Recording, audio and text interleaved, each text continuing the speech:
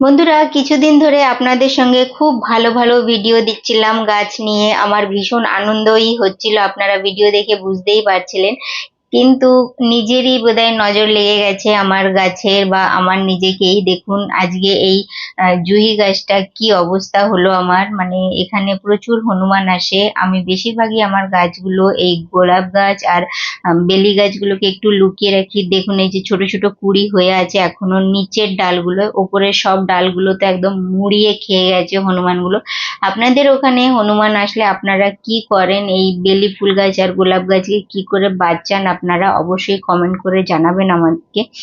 কারণ কি আমার এখানে তো আমি অনেক গাছের মাঝে মাঝে একটা করে বেলি গাছ এরকম রেখে দিই। কিন্তু এবার গোলাপ গাছগুলোকে এক সাইডে রাখা হয়েছে, জানি না সেগুলোও নজর পড়লে কখন খেয়ে যাবে জানি না।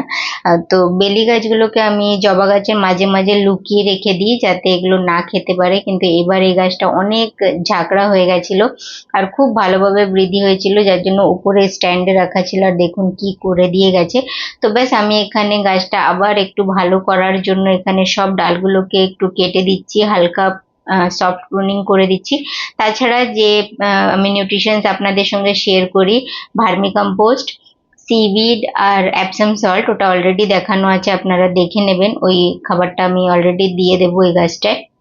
ভিডিও আর লম্বা করতে চাইছি না, মনটা খুবই খারাপ হয়ে আছে আমার এই গাছটার জন্য। কারণ গত বছর প্রচুর ফুল নিয়েছিলাম, এবছরও আমি বেলি বা জুহি গাছ থেকে প্রচুর ফুল নিচ্ছি। এই গাছটার সাথে এরকম হলো। ধন্যবাদ ভিডিও দেখার জন্য।